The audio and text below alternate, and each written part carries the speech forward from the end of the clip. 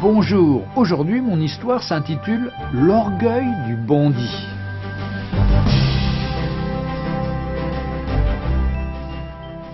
En Amérique du Sud, dans un certain pays, il y avait un homme qui s'était enrichi grâce au trafic de la drogue.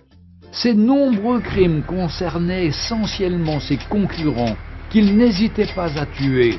Mais à chaque fois qu'il comparaissait au tribunal, il était toujours innocenté. Son secret?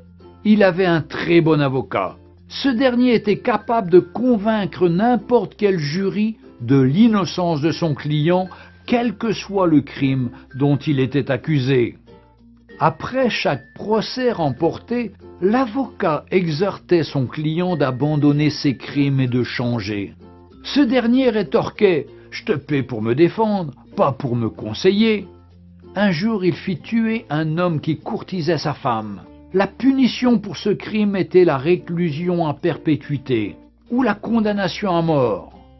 Lorsque l'affaire fut appelée devant la cour, il appela son avocat, qui une fois de plus convaincut le jury de l'innocence de son client.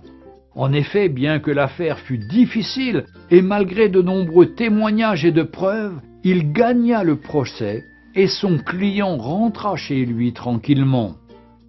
Comme d'habitude, l'avocat conseilla le client « Cher ami, il se peut qu'un jour je ne sois pas là. Pour toi, change ton attitude. Et attention, je suis ton patron et non ton fils. Va donner tes conseils ailleurs, lui répondit son riche client avec orgueil.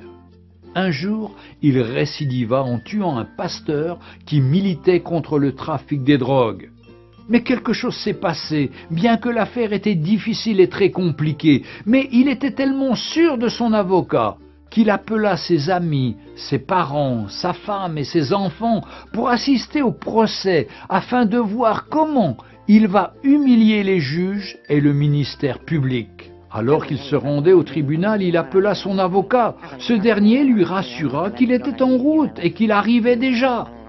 La salle était pleine à craquer et on attendait l'entrée du juge pour le début du procès.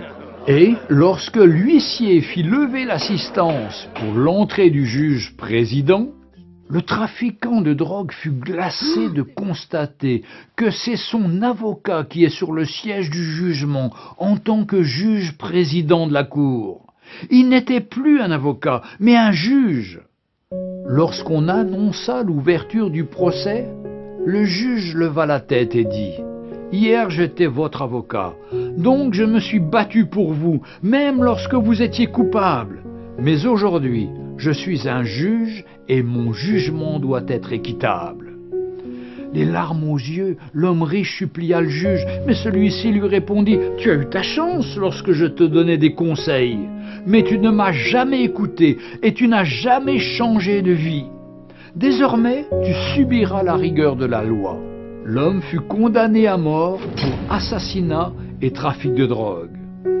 Chers amis, toi qui pratiques le péché, le mensonge, l'hypocrisie, la fornication, les meurtres, l'animosité, les querelles, l'occultisme, l'alcoolisme, etc., etc., aujourd'hui, Jésus-Christ est ton avocat auprès du Père. Il te conseille de changer, de te repentir, de te convertir avant qu'il ne soit trop tard et que tu rejettes sa voix.